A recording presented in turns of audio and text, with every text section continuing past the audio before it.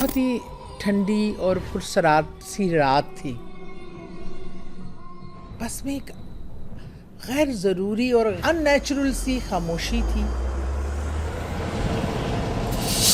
दो लोगों ने बीच वाले शख्स को हाथों से ऐसे बाजुओं से पकड़ा हुआ था, जैसे कि वो बहुत ज़्यादा शराब में नशे में है। बस सोच लिया और उसके पैसेंजर्स की एक विजुअलाइजेशन इमेजिनेशन कर लिया मैंने। बाल चेहरे से हटे हैं तो उसका तो चेहरा था ही नहीं, उस पर कोई नकूश थे ही नहीं। Oh my God. वो एक ब्लैक गोश्त का लोथरा था। जहाज के रडार से गायब हुआ, फिर आसमान से ही गायब हो गया। 239 इंसानों समेत एक ह्यूज जहाज कहाँ गया?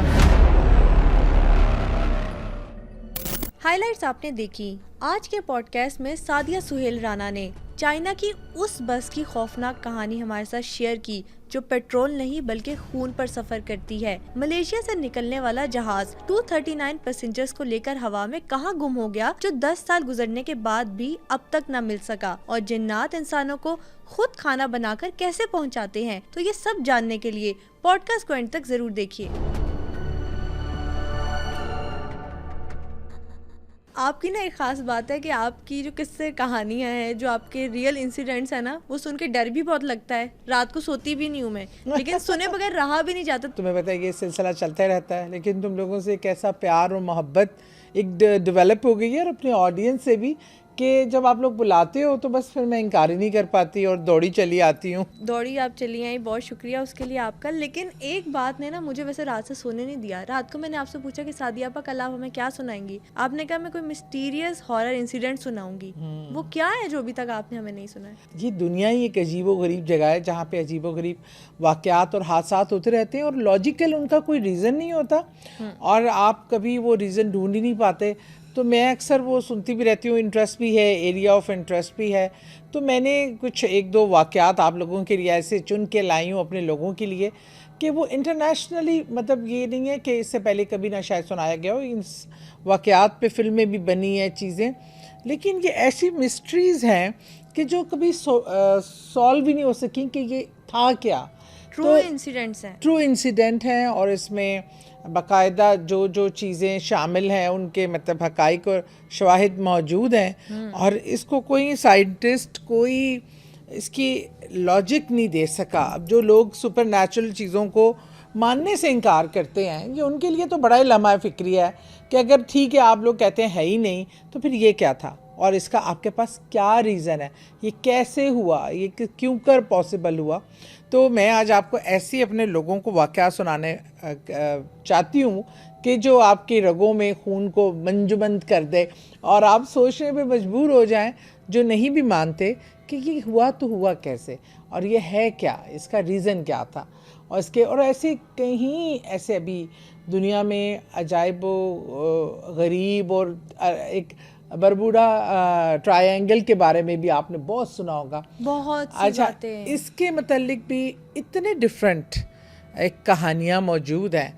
मैं तो समझ रही थी कि एक प्रोग्राम हम सिर्फ उस पर रखेंगे, तो आज तो खैर वो सब्जेक्ट नहीं है, मैंने ऐसे ही हिंट दे दिया क्योंकि लोग उसके बारे में मुझसे बहुत क्वेश्चन करते हैं। तो मैंने कहा सारे सवालों के जवाब हम आपके प्रोग्राम में दे देंगे, और वो ज़रा बता देंगे भी उसके मतलब कितनी स्टोरीज़ हैं और क्यों हैं, और वो असल में माजरा क्या है। ये तो वैसे खुफिया ही है, भी अल्लाह ही जानता है असल माजरा क्या है। बेहतरीन हो गया, लेकिन मिस्ट्री क्या है उसके पीछे, वहाँ पे इंसिडेंट्स क्या क्या हुए हैं, ये हम आपसे ज़रूर सुनेंगे। लेकिन इससे पहले वाले जो वाक़यात पे आपने एक सवाल छोड़ दिया ना कि क्यों कर हुआ, कैसे हुआ, उससे मेरे अंदर तो क्यूरियोसिटी पैदा हो गई है और ऑडियंस के अंदर भी हो गई होगी। तो अब चलें स्टार्ट करते हैं। आज सबसे पहले आप हमें क्या सुनाने वाली हैं? अच्छा, मैं सबसे पहले आपको चाइना में खोने वाला बहुत मिस्टीरियस वाक़या सुनाना चाहूँगी। पूरी चाइना, देखिए वो उन लोगों के ना अकीदे में इन चीज़ों पे बिलीव है, वो बड़े साइंटिफिक हैं, उनके पास बड़ी लेटेस्ट चीज़ें हैं, लेकिन इवन देन इस किस्म के वाक़यात ज़हूर पज़ीर होते हैं। ये एक बहुत ही ठंडी और पुरसरात सी रात थी। अच्छा, इसमें हुआ क्या कि जब वहाँ पे धुंध का सीज़न था, और जो ये रास्ता था, इस रास्ते में बस स्टॉप था, एक बस स्टॉप था, उससे थोड़े ही दूर अगला बस स्टॉप था और इन बिटवीन एक पुलिस स्टेशन भी था, लेकिन वो दो रास्ते थे आगे से, मतलब टी बन के दो रास्ते निकलते थे। मैं थोड़ा मंजर कशी इसलिए कर रही हूँ कि आप माइंड में सोचें कि एक विजुअलाइजेशन बहुत ज़रूरी है। हाँ, एक लंबी सड़क है जो एक सर्द रातों में की वजह से ठंडक उसमें बहुत है और धुंध है, ताहद्दे नज़र धुंध है, और वो जंगल पेड़ों का झुंड है जिनमें से वो गुज़र रहा है रास्ता। अच्छा, आम तौर पे तो बड़ी अर्ली ये बसेस चली जाती हैं, लेकिन सर्दियों में जल्दी बंद हो जाती हैं। लेकिन ये बस जो है, ये बस रात के काफ़ी लेट पहर ये बस आई। लेकिन जब आई तो मैं बताती हूँ, उससे पहले चाइना में वैसे भी ट्रांसपोर्टेशन के लिए बसेस का बहुत ज़्यादा यूज़ होता है बहुत ना? इस्तेमाल। चाइना मतलब ऐसा मुल्क है जो बहुत ही कम अरसे में बहुत ज़्यादा तरक्की किया है साइंटिफिकली। Undoubtedly. चीज़ें उनकी बहुत ऑर्गेनाइज हैं, हर चीज़, हर जगह पे आपको सीसी कैमरा मिलेगा, आपकी हर चीज़ एक शेड्यूल के मुताबिक। आप मतलब टाइम जो है बस का या ट्रेन का अपनी घड़ी सेट कर सकते हैं, इस हद तक एक्यूरेट होता है। ये तमाम इसके चाइना के जैसे मुल्क में ये तमाम चीज़ों के होते हुए, एक मैं आपको जो बताना चाह रही हूँ कि जो इस वाक़े की तरफ मैं आ रही हूँ, वो वाक़या वक़ूफ़ पज़ीर होता है और उसकी आज तक इस तमाम साइंटिफिक चीज़ों के होते हुए उसकी आज तक क्लू नहीं मिल सका। अच्छा, ये एक सर्द रात है और इसमें अब एक बस स्टॉप पे एक कपल जो हस्बैंड वाइफ थे या वैसे बॉयफ्रेंड गर्लफ्रेंड थे, वो अल्लाह बेहतर जानता है, लेकिन वो एक कपल था और एक ज़ईफ़ खातून और एक नौजवान लड़का। वो बैठे अब बस का इंतज़ार कर रहे थे और उनको उम्मीद थी कि शायद अब आखिरी बस आने वाली है, क्योंकि धुंध और सर्दी की वजह से वो उस बस स्टेशन पे पहुंचने में उनको ताख़ीर हो गई। अब वो इस शशो पंज में थे कि आया ये बस आती है, कोई बस अब आती भी है कि नहीं आती, और इतना डिस्टेंस इतनी सर्दी में और धुंध में हम कैसे पार कर सकेंगे अगर बस ना आई। तो वो चारों इस हवाले से काफ़ी परेशान थे, लेकिन वो आपस में कोई इतनी गुफ्तगू नहीं कर रहे थे कि उनके यहाँ रवाज नहीं है जैसे हम लोग पाकिस्तानी बस स्टॉप पे खड़े खड़े दोस्तियाँ बना लेते हैं और बस में बैठे रक्शे में साथ बैठ जाएं चिंची में, तो वहीं से दोस्ती शुरू हो जाती है। लेकिन मैंने देखा है, बैरून मुल्क सफ़र भी बहुत किया कि लोग वहाँ गैर ज़रूरी गुफ्तगू नहीं करते। अगर आपको नहीं जानते वो आपको गैर ज़रूरी मुखातिब भी नहीं करते। बहरहाल वो चारों अपनी अपनी जगह खामोश अपनी सोचों में, अपनी फ़िक्रों में बैठे हुए थे और सोच रहे थे कि बस अब लास्ट बस कब आने वाली है। उनको उम्मीद थी कि एक बस शायद आए, जो शेड्यूल के हिसाब से शायद इतनी मतलब कि लिखी नहीं हुई थी कि आएगी, लेकिन एक उम्मीद थी कि एक आखिरी बस आती है लेट। अच्छा, वो भी इसी इंतज़ार में थे और वक्त के साथ साथ खामोशी तारीख़ी बढ़ती जा रही थी और धुंध भी बढ़ती जा रही थी, तो वो परेशान भी थे।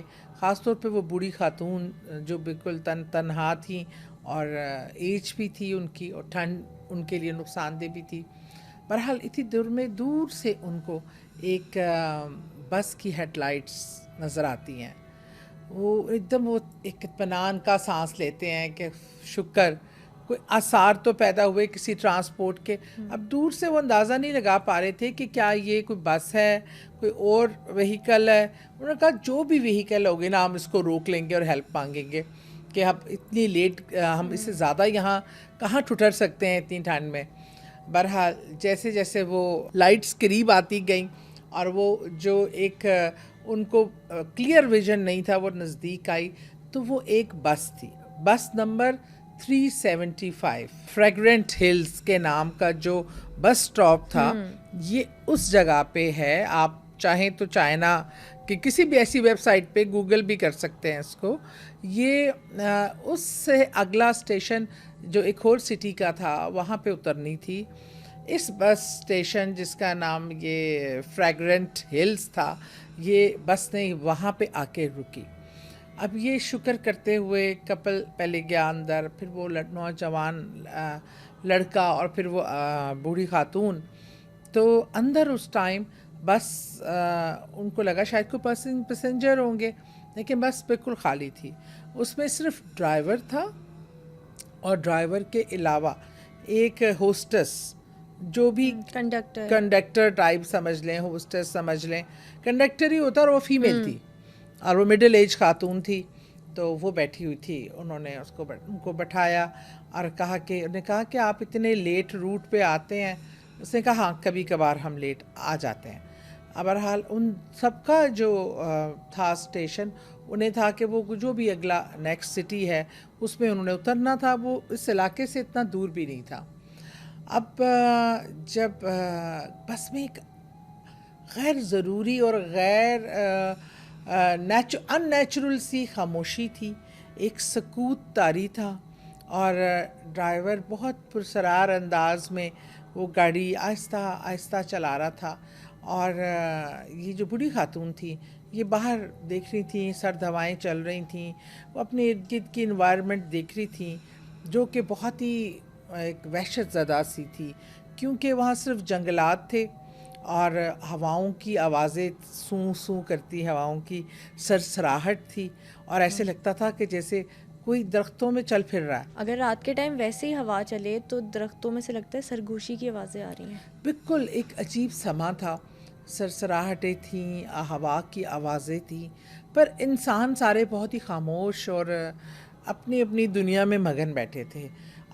एक जो ड्राइवर था, वो उन्होंने महसूस किया कि वो बिल्कुल जैसे रोबोट की तरह, मतलब बिल्कुल उसका वो फोकस है और वो इधर उधर नहीं इतना देख रहा और चला रहा है आहिस्ता आहिस्ता।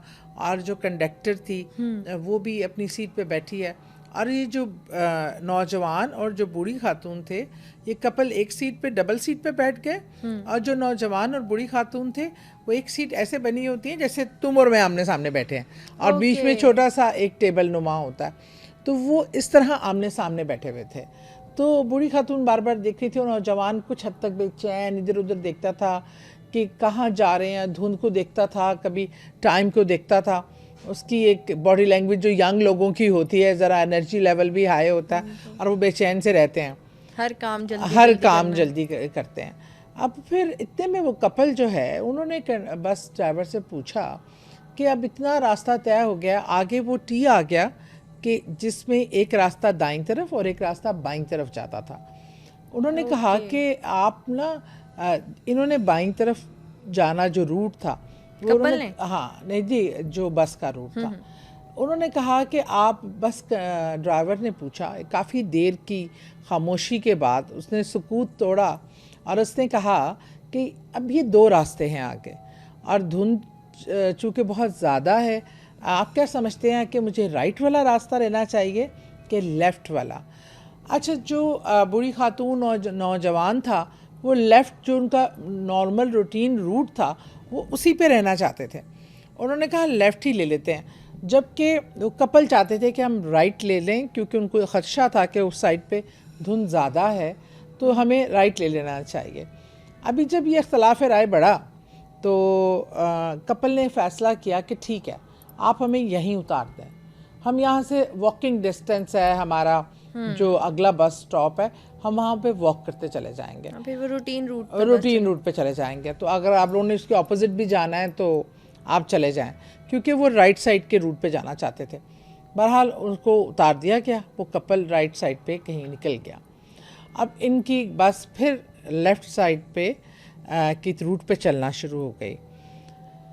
इतने में एकदम थोड़ी सी टाइम के बाद ड्राइवर ने बिल्कुल इमरजेंसी ब्रेक, जैसे एकदम लगाते हैं ना, तो सारे अपनी जगह से ऐसे उल्टे और गिरे, कोई कुछ हुआ, तो नौजवान भड़क उठा कि ये क्या तरीक़ेकार है, ये कौन सा ब्रेक लगाने का अंदाज़ है जिस तरह तुमने ब्रेक लगाई है, क्योंकि वो बूढ़ी खातून भी काफ़ी बुरी तरह अपनी सीट पे से इधर गिरी। तो उसने कहा मेरा क्या कसूर है, वो देखो वो रोड पे 3 लोग खड़े हैं, और मैं क्या करता, धुंध में नज़र भी नहीं आ रहे थे, तो अचानक मैंने देखा, ब्रेक लगाई, तो उन्होंने देखा कि वाकई रोड पे 3 लोग खड़े हैं और बस को रुकने का इशारा कर रहे हैं।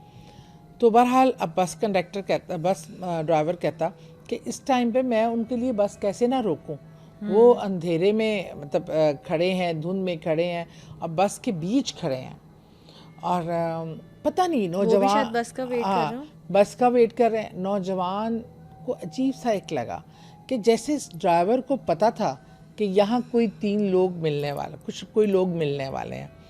बहरहाल उसने अपने अंदेशा अपने दरमियान ही बीच में ही रखा।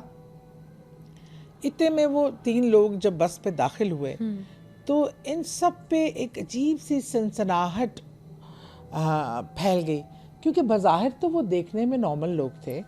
बीच वाला 2 लोगों ने बीच वाले शख्स को हाथों से ऐसे बाजुओं से पकड़ा हुआ था, जैसे कि वो बहुत ज़्यादा शराब में, नशे में है, ड्रंक है और उसे चला नहीं जा रहा।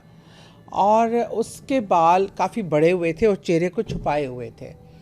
तो वो अब जो बूढ़ी खातून थी वो मुसलसल उनको देख रही थी, क्योंकि देखने की वजह वैसे तो बज़ाहिर वो आप और हमारे जैसे ही थे, लेकिन जो उनको बहुत ज़्यादा चीज़ खटक रही थी उनके लिबास थे।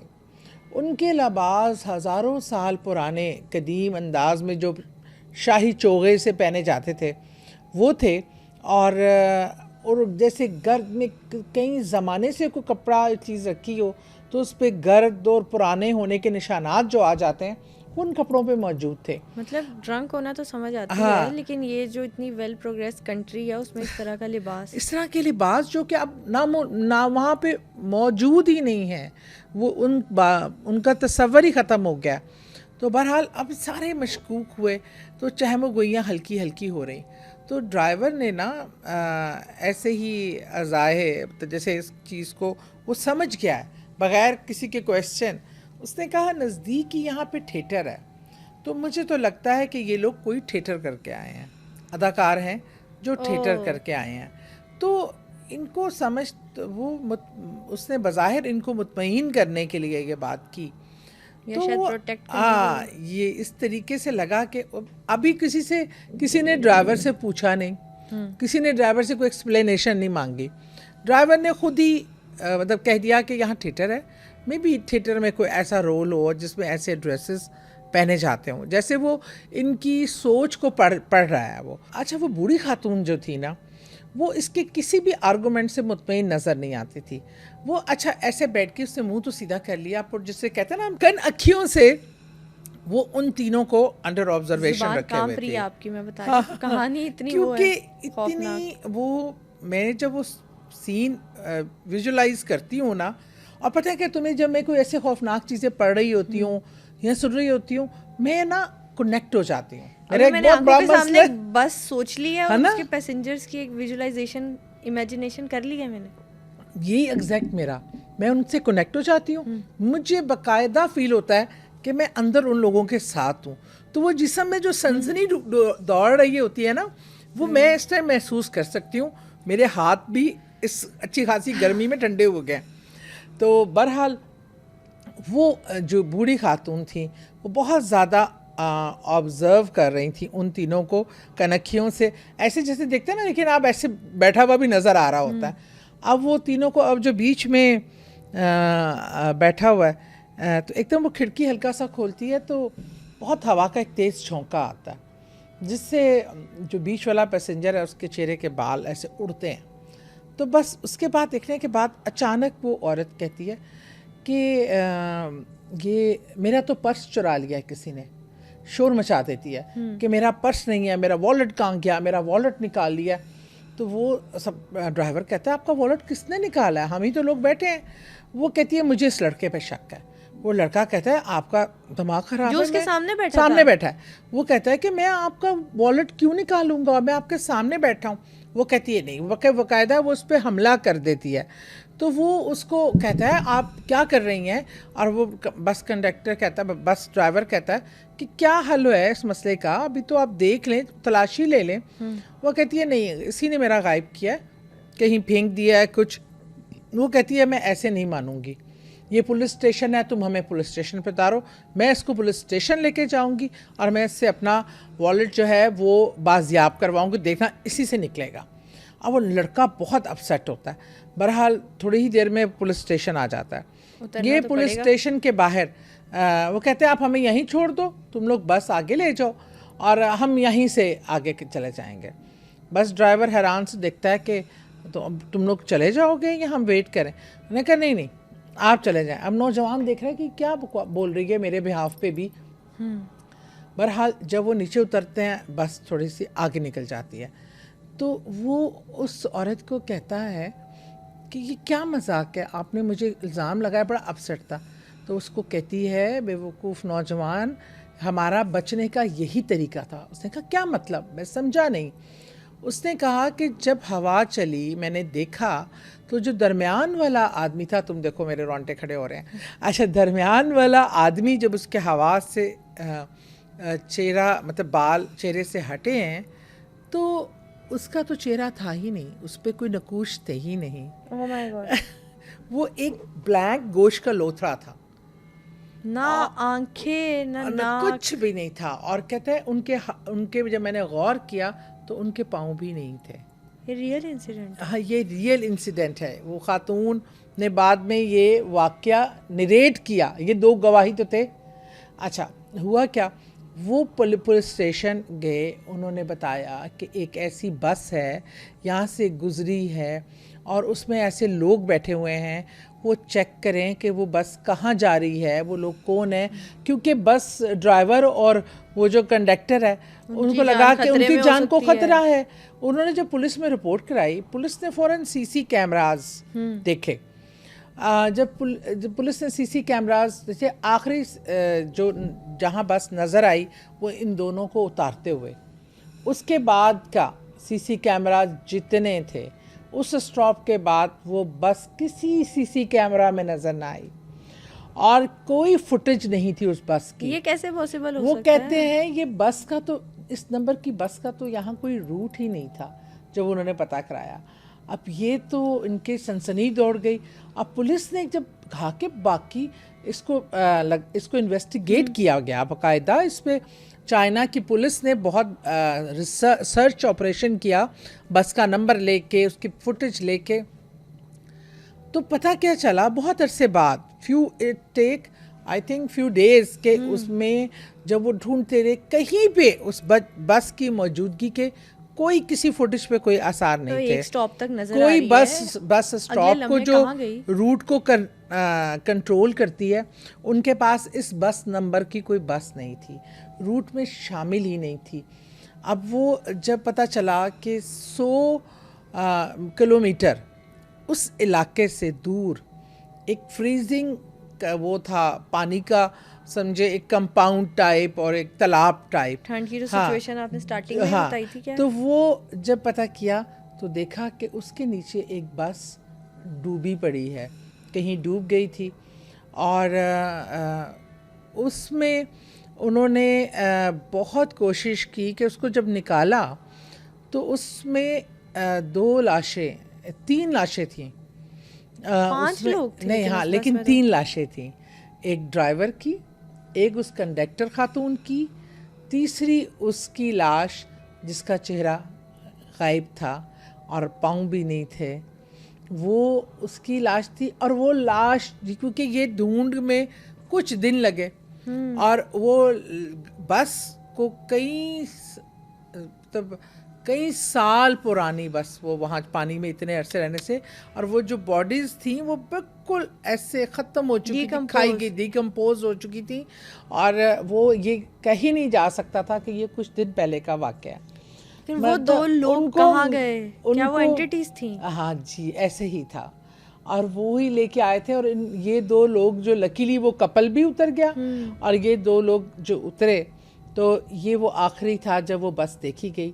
उसके बाद फिर वो बस तह से मिली और उस बस को गायब हुए हुए, ख़त्म हुए हुए साल गुजर चुके थे। उनकी बॉडी का बहुत बुरा, मतलब कुछ लोथड़ों की सूरत में ही बॉडीज़ मिली, लेकिन जो आइडेंटिफाई हुई वो ड्राइवर, कंपाउंड और वो तीसरा शख्स जो विदाउट फेस था उसकी थी। और वो जो 2 लोग लेके आ रहे थे वो कौन थे, क्या थे, दिस इज़ द मिस्ट्री जो आज तक साइंटिफिक चीज़ें इस्तेमाल करके, किसी किस्म की भी लॉजिक इस्तेमाल करके वो कभी भी नहीं पता चल सका कि वो कौन लोग थे। मतलब मुझे ऐसा लग रहा है दिल धड़कना बंद हो जाएगा। इतनी मतलब जो आपने रियल इंसिडेंट सुनाया, और चाइना जैसे वेल डेवलप्ड कंट्री में जहाँ पे हम मान नहीं सकते कि उन्होंने इस वाक़े की तहकीक ना की हो या उन्होंने इसको इग्नोर कर दिया हो, या और उनके हर स्टॉप पे सीसी कैमरास थे, रोड की सारी साइडों पे सीसी कैमरास थे,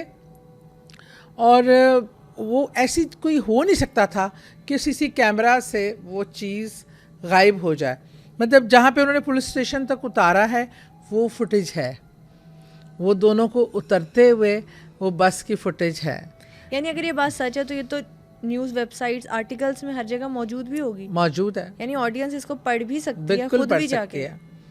लेकिन ये ऐसा एक वाक़या है कि जो आपकी रगों में खून को मंजमंद कर देता है कि ये इस तरह की मेरा चीज़ें दिमाग और वहीं वाक़यात स्टक भी हो होते गया। हैं। और मैं भी वो जो मंजरनामा और ख़ास तौर पे उस बूढ़ी खातून की उस अक्लमंदी से वो नौजवान भी बच गया और वो ख़ुद भी बच गई, ये भी बड़ा था कि उसने जिस तरह सीन क्रिएट किया, अगर वो शायद वैसे उतरना चाहते तो वो उनको उतरना ना देते।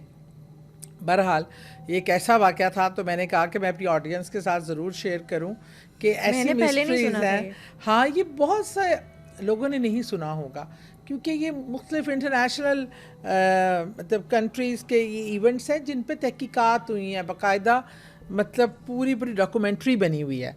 तो मैंने कहा चले हम अपने तो सुनाते रहते हैं वाक़यात, ऐसी चीज़ें भी सुनाएं कि ये सिर्फ मैं ही नहीं हूँ जो देख सक रही हूँ या ये कर सकती हूँ, लोगों के साथ उन कंट्रीज़ में भी जहाँ इन चीज़ों को माना, सुपर नेचुरल चीज़ों को माना ही नहीं जाता, इसकी इनके हाँ, या जो लोग एग्जिस्टेंस ही कमेंट नहीं करते हैं वो कि करते दुनिया कहाँ की कहाँ पहुंच पहुंच गई, गई और ये आप लोग अभी क्या जिन बातें भूतों हैं। पे हैं। तो इसकी आप कोई लॉजिक दे सकता है कि जो एक दिन पहले बस गायब हुई, वो चंद दिनों के बाद एक गहरी 100 किलोमीटर। अच्छा पता एक इंटरेस्टिंग चीज़ तो मैं बताना ही भूल गई। क्या वाला? जब उन्होंने पेट्रोल की टैंकी में चेक किया तो वहाँ पेट्रोल नाम का ज़र्रा नहीं था, पर वो खून से भरी हुई थी।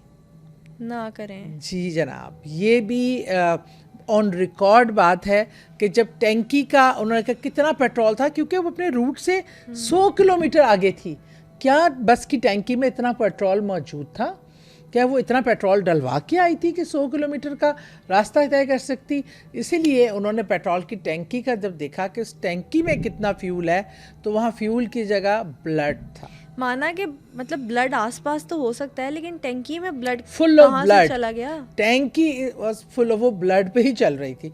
मतलब वो ऐसे ह्यूमंस को पिक करके उनके ब्लड से वो जो ईवल थे, वो जो दो लेके आए थे उस बॉडी को, तो वो यही अब उनका काम ही यही था। आपके तो पहले ही ये हॉरर इंसिडेंट ने इतना डरा दिया है। ओह माय गॉड, मतलब दिमाग मेरा वहीं पे अटक गया है। लेकिन मैं चले अब नेक्स्ट कहानी की तरफ चलते हैं ताकि मैं आहिस्ता आहिस्ता डाइजेस्ट कर सकूं कि हुआ क्या था। अच्छा चलो, मैं ऐसे करती हूँ ना, बीच में एक वाकया सुना देती हूँ। कल मैं अपनी कज़न की तरफ गई थी, वहाँ ये मैंने वाकया उन्होंने मुझे सुनाया, ज़ाती एक्सपीरियंस। मेरे हस्बैंड के कज़न है वो काफ़ी अब तो बुज़ुर्ग भी हो गई हुई हैं, और लेकिन उनका घर है इकबाल टाउन साइड पे। तो मैं जब पहली बार भी उनके घर गई थी ना, जो उन्होंने घर लिया था, उनकी बहुएं भी मेरी बड़ी अच्छी दोस्तें हैं सारे हम लोग। वो मुझे, आपको पता है, लोग ज़रा बुलाते हैं कि घर तो ज़रा यार आना, चेक करना। अच्छा मैं चली गई, घर तो बड़ा अच्छा था, सब कुछ था, लेकिन मैंने इनको ये कहा कि इस घर में कोई बुज़ुर्ग हस्ती है जो रहती है। अच्छा उन्होंने कहा अच्छा, मैंने कहा नहीं वैसे, लेकिन सादिया को कैसे फील हो जाता है? कोई वो मतलब निशानी देते हैं? यकीन मानो कि हबीबा ये कोई वो नहीं है, कोई ऐसा आला नहीं है या ऐसी कोई।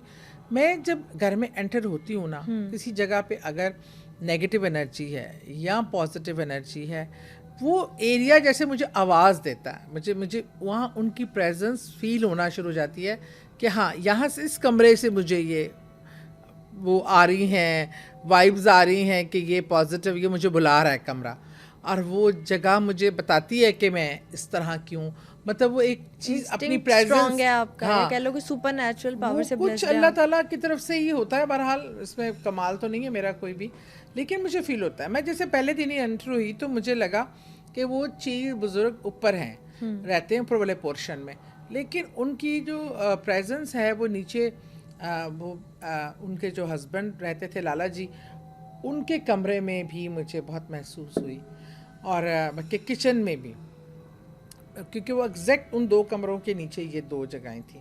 बहरहाल मैंने कह दिया, बात आई गई हो गई। कल मैं काफ़ी टाइम के बाद गई, उन्होंने हमें कल खाने पे बुलाया हुआ था, तो ऐसी बातें हो रही, तो मुझे कहती हैं, उनको सबको पता है, उनमें मानो है एक हमारी बच्ची वहाँ पे, उसने मुझे बताया कि सादिया आपा कि एक मेरे साथ अजीब इंसिडेंट हो रहे हैं यहाँ पे, मुझे अक्सर होता रहता है, मुझे कभी कोई आवाज़ चीज़ ये वो खाने पकाने की खुशबुएं बड़ी आती हैं, लेकिन मैंने अभी कुछ दिन पहले मेरे साथ एक अजीब वाक़या हुआ। मैंने कहा बताओ क्या हुआ?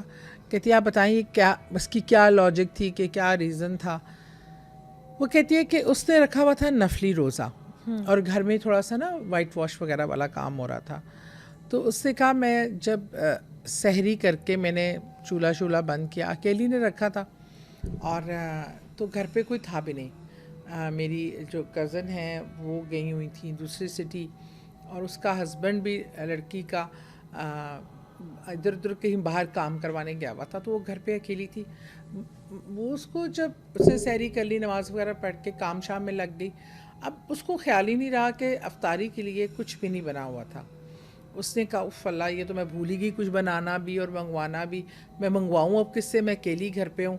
तो उसको कोई अफ्तारी से ना दोपहर के टाइम किचन से ना इंतहाई कोई खुशबूदार खाना जैसे पक रहा हो, जो ऐसा उसका अरोमा था उस खुशबू का कि उस वो देखते देखते वो किचन तक गई। किचन में गैस टाइमिंग भी नहीं थी, वो मज़दूर काम करके सामान भी बिखरा पड़ा था, लेकिन खुशबू बड़ी ज़बरदस्त आ रही थी।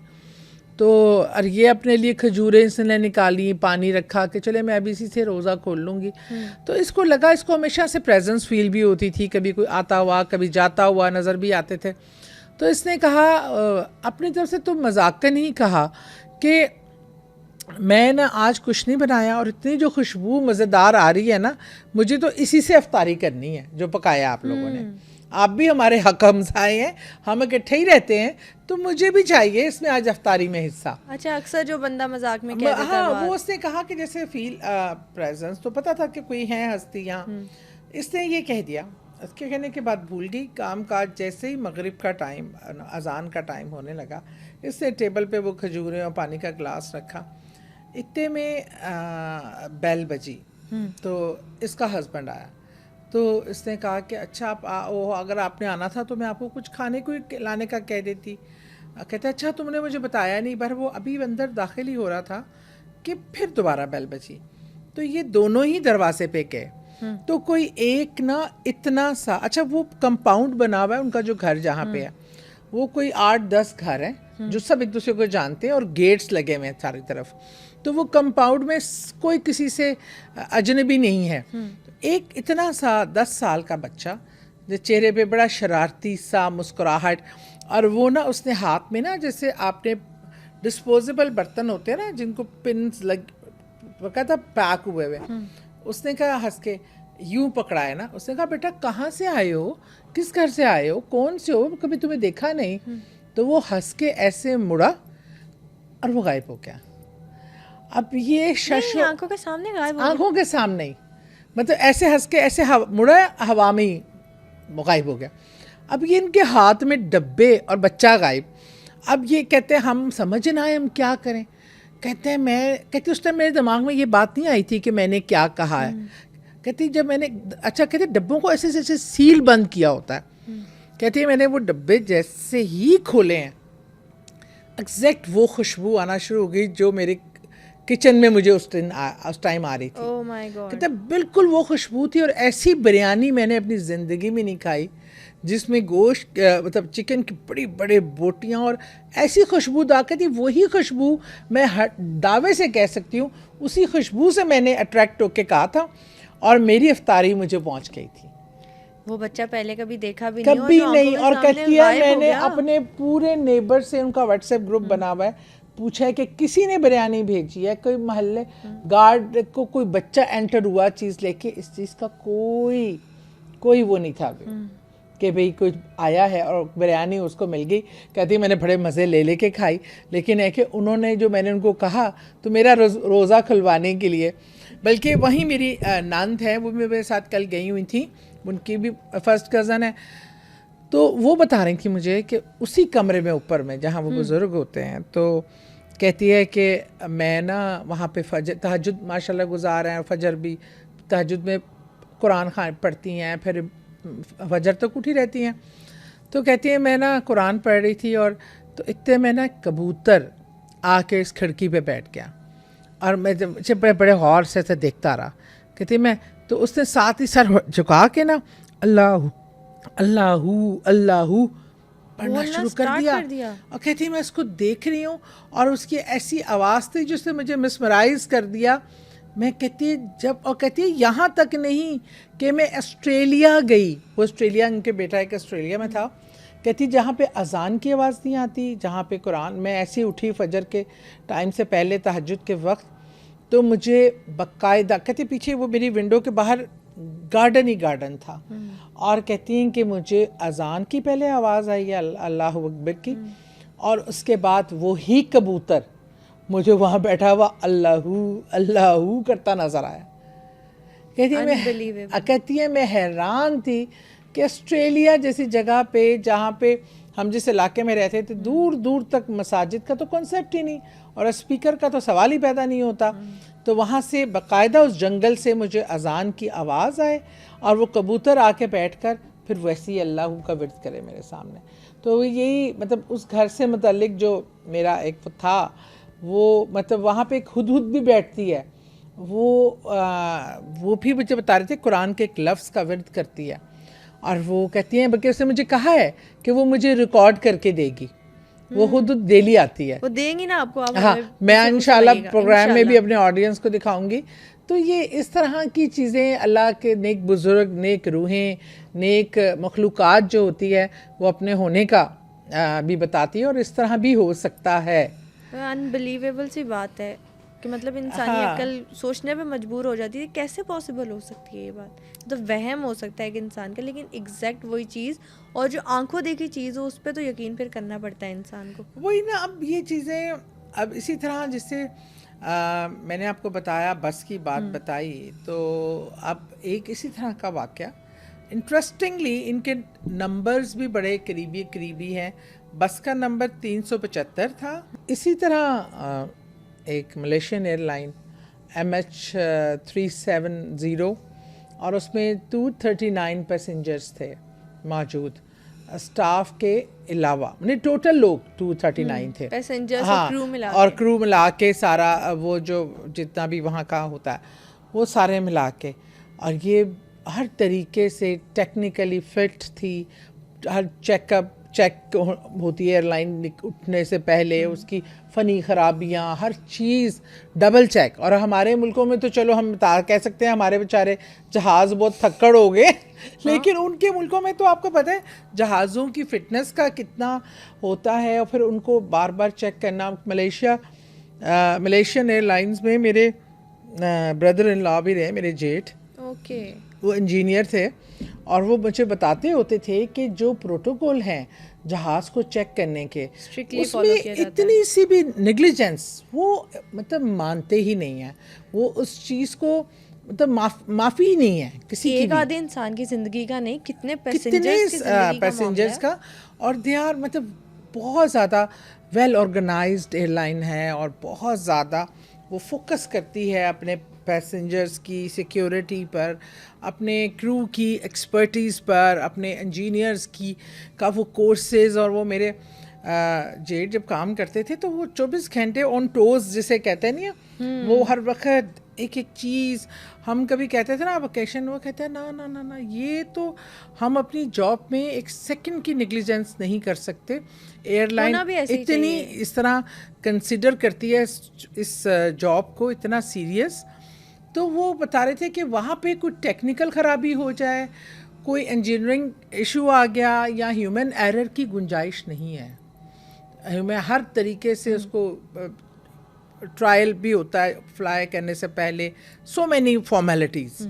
तो ये जहाज़ जो था, इन तमाम फॉर्मेलिटीज़ को पूरा करके हर तरफ से ओके होके पैसेंजर्स बड़े खुशी खुशी। इंटरेस्टिंगली ये जहाज़ भी चाइना जा रहा था, अब वो बस जो है वो 375 नंबर था और इसका 370 नंबर था। अरे क्या लिंक है इन दोनों ये तुम चीजों देखो का? ना, मुझे भी एकदम क्लिक हुआ। यकीन मानो, जब मैं ये दोनों चीज़ें पढ़ रही थी, इनको स्टडी कर रही थी, मैंने ऐसे आंखें बंद की तो मुझे एकदम 370 लहराता हुआ नजर आया। हाँ। तो उसे 375 और दोनों चाइना के इंसिडेंट। और मुल्क चाइना, इनमें ये तीन चीज़ें बड़ी मुश्तरका हैं कि ये लिंक्ड अप हैं। ये कोई आदत का भी इसमें कोई गड़बड़ हो सकती है। पहले चाइना ने कोरोना से डराया है, हाँ, अब चाइना हमें सुपरनैचुरल चीजों से डरा रहा है। चाइना पता नहीं क्या अजीबोगरीब चीज़ें करता है कि इस तरह के अजीबोगरीब वाक़यात होते हैं। बहरहाल इस पे तो आई थिंक जो अब बात बताने लगे इसके बारे में थोड़ा सा सुना है। मैं पूरी स्टोरी तो अब आज आपसे सुनूंगी, मैं तो जानती नहीं हूँ, लेकिन आई गेस ये कोई 10 साल पुरानी बात है। हाँ, ऑलमोस्ट कुछ तब मतलब तरक्की अरूज पे थी। 10 साल पुराना आप देख लें, जो पूरा जो एयरलाइन को से कोऑर्डिनेट करता है एयरपोर्ट पे, पूरा एक सिस्टम होता है। वो आप उनको, आपको हज़ार किस्म की चीज़ें लगे हुए हैं, ब्लैक बॉक्स लगा हुआ है मैसेजेस भेजने का, कोई अलर्ट हो, कोई ऐसी सूरत हाल फ़नी ख़राबी है उसकी इतला। ये कोई इतना पुराना भी नहीं कि जब इतना सिस्टम एडवांस नहीं था। ये तब की बात, अभी 10 साल पहले हुई बात है कि इतनी पुरानी बात नहीं है कि जिसको अब ये चाइना का जो है वो भी सीसी कैमरास के दौर का इवेंट है। बस का जो है वो भी कोई इतना पुराना नहीं है कि जिसकी आप ढूंढें कि ये भी यार इतनी वो तरक्की नहीं की थी साइंस, उनको कैप्चर करना मुश्किल था, उसको ढूंढना मुश्किल था, क्या हुआ क्या नहीं हुआ इसका पता लगाना मुश्किल था। वो तो कई 100 साल पुरानी बातें हों तो चलो समझ में आती कहते है। हैं कि तब तो इतनी एडवांस टेक्नोलॉजी तो नहीं थी। बहुत एडवांस मतलब पूरी सिस्टम है इसको आप। लेकिन इतना तजस्सुस पैदा कर दिया आपने सादी आपा। फ्लाइट में क्या हुआ था? अच्छा, फ़्लाइट बिल्कुल स्मूथ फ़्लाइट थी। जब वो उड़ी है, पैसेंजर वर वेरी रिलैक्स्ड और बहुत, ये रात की फ़्लाइट थी, 1 बजे के करीब उड़ी है और 1:19 पे जो है इसका राब्ता एयरपोर्ट का उससे हुआ है, पायलट से हुआ है। उनकी पूरी गुफ्तगू रिकॉर्ड है, मतलब नॉर्मल बातचीत हो रही है, ये भी क्लियर है, सब ठीक है, हम यहाँ तक पहुँच गए हैं। ये चीज़ें प्रोटोकॉल जो होते हैं उसे सब ओके की खबर दी है। और 1:20 पे एकदम वो जो स्क्रीन पे आ रहा था कि आपकी फ़्लाइट जा रही है, वो आपको फ़्लाइट बाकायदा नज़र आती है वहाँ से जाते हुए मतलब स्क्रीन पे, और वो आहिस्ता आहिस्ता वो डार्क होके एयरलाइन गायब होता गया, मतलब उनके रडार से गायब हो गया। और जब मतलब 1:20 पर 1 मिनट के वक्फे पे जैसे ही वो मलेशिया की हदूद क्रॉस किया, वो मलेशिया की हदूद थी जो उन्होंने इतने मिनटों में, 1 बजे की फ़्लाइट थी, 1 से 19 पर बात हुई, ऑल ओके। अब वो क्योंकि हदूद क्रॉस करने लगे थे मलेशिया की, तो मलेशिया एयरपोर्ट से वो उनको इन्फॉर्म किया कि वी आर क्रॉसिंग मलेशिया, अब हम जा रहे हैं टूवर्ड आगे। तो बीच में बल्कि वियतनाम आगे, उससे अगला वियतनाम था। अभी वो हवा में ही थी कि वो एकदम से जहाज़ की पिक्चर जो इस पर आ रही होती है उसको लोकेट, वो डार्क होना शुरू हो गया और देन दे जस्ट डिसअपीयर।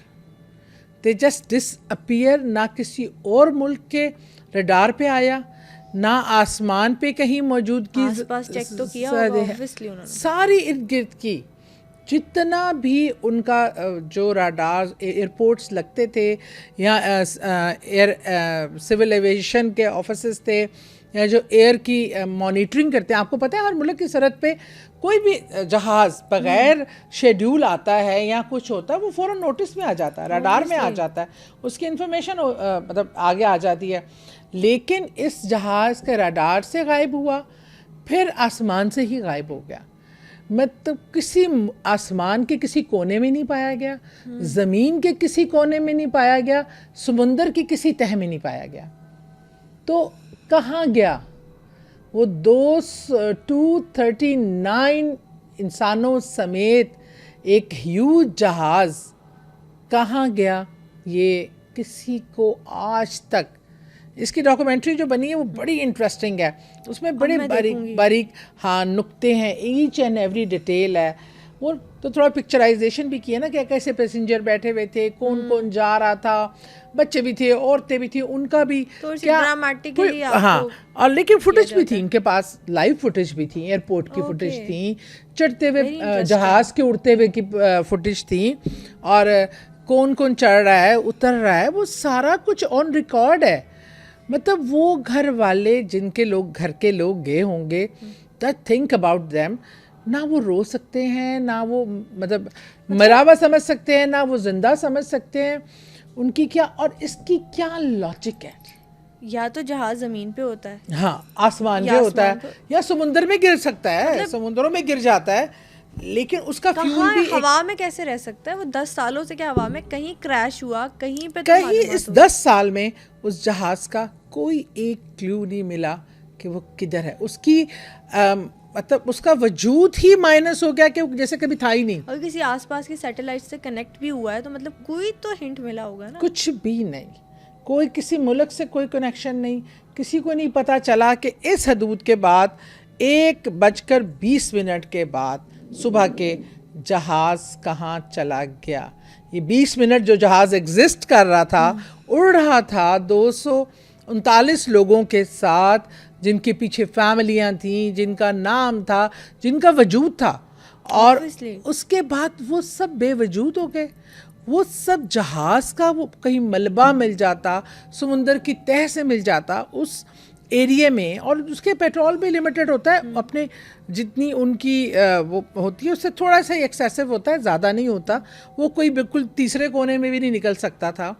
लेकिन क्या आसमान, जिसे हम मुहावरतन बोलते हैं ना, आसमान खा गया या ज़मीन निगल गई?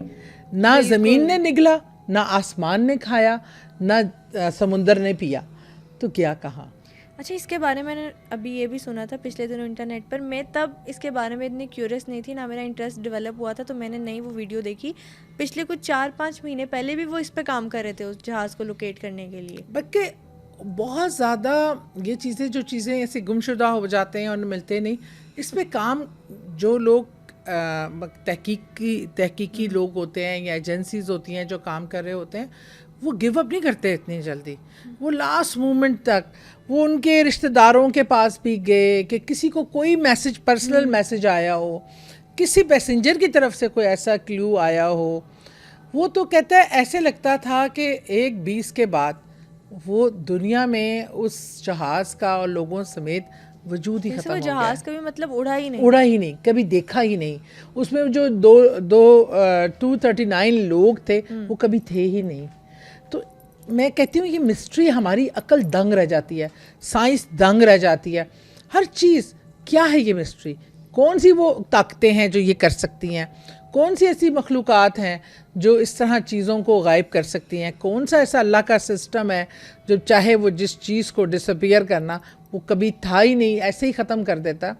तो ये ऐसी मिस्ट्रीज़ हैं जिसके जवाब किसी के पास नहीं है, ना साइंस के पास है, ना अक्ल के पास है, ना नज़र के पास है, ना तहकीक के पास है, ना हमारे पास है, ना किसी रिलीजियस स्कॉलर के पास है, ना किसी सरबराह मुमलकत के पास है। ये सवाए उसके कि एक क्वेश्चन छोड़कर, एक सस्पेंस छोड़कर, ये पूरा वाक़या वो इतने लोगों समेत, ये मिस्ट्री पता नहीं कभी सॉल्व होगी भी कि नहीं। उन लोगों का कभी, मतलब सोचो तो आपके रोंगटे खड़े होते हैं। मतलब मैं बस में भी आपने 4-5 लोग बताए थे, तो मैं सोच रही थी यार 4-5 लोग, यहाँ 239 लोगों की बात हो रही है। मतलब पासपोर्ट्स के साथ वीज़े लगा के, जिनका दोनों मुल्क में रिकॉर्ड है। कोई ऐसी चीज़ नहीं है कि कोई वैसे ही सुपर नेचुरल चीज़ थी, जैसे वो बस तो कभी उस रूट पे थी नहीं, सुपर नेचुरल। हाँ, है वो एयरपोर्ट गए हैं, मतलब वो जहाज पूरा एक मौजूद था, उसका अमला था, उसको चलाया गया, उड़ाया गया, हवा में था, वो सरहद पार की उसने मलेशिया की 20 मिनट के अंदर, 19 मिनट में सरहद पार करके उसने इन्फॉर्म किया, और 20वें मिनट उस जहाज़ का वजूद ही नहीं, उन लोगों का वजूद ही नहीं। ये मिस्ट्रीज़ शायद कभी ज़िंदगी में हल ना हो, हमारी ज़िंदगियों में, या क्या हो, ये क्या सिस्टम था, ये इस क्वेश्चंस के आंसर्स हम में से किसी के पास नहीं है। लेकिन इससे एक बात तो साबित होती है कि सुपर नेचुरल चीज़ें हैं, एग्जिस्ट करती हैं। देखो मेरे दिमाग में जो इस जहाज़ को लेके चीज़ आती है ना, पता नहीं क्यों, अब ये अल्लाह बेहतर जानता है, एलियंस का मेरे दिमाग में आता है कि एलियंस के पास कुछ ऐसी पावर्स हैं, दूसरे सियारों की मखलूक जो उचक सकती हैं हवा से, मतलब हवा में से उचक लिया, क्या ऐसी टेक्नोलॉजी है।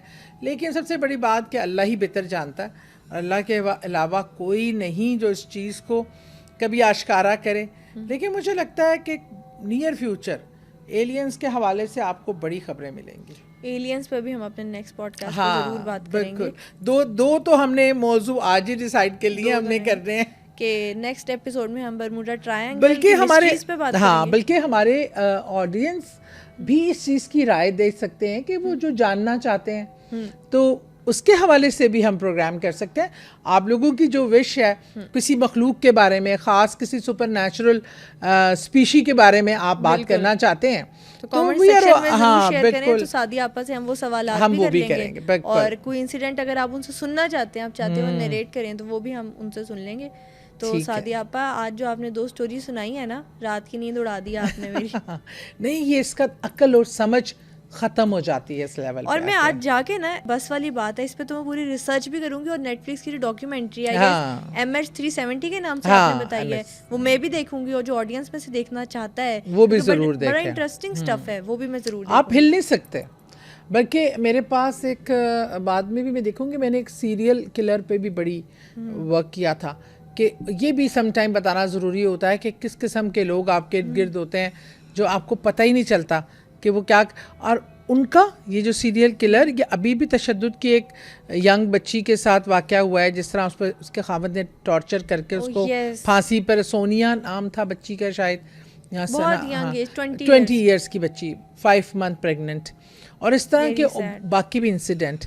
इनका क्या ताल्लुक़ है दजाल से, शैतान से और ईवल पावर से, ये भी मैं आपको ज़रूर बताऊंगी। चाइना की हॉन्टेड बस और मलेशिया के एरोप्लेन की कहानी सुनकर आपके रोंगटे तो जरूर खड़े हो गए होंगे। अगर ऐसे ही किसी मिस्टीरियस इंसिडेंट के बारे में आप जानना चाहते हैं तो कमेंट सेक्शन में जरूर शेयर करें। नेक्स्ट पॉडकास्ट में सादिया सुहेल राना से उस हवाले से बात करेंगे। Till then stay tuned.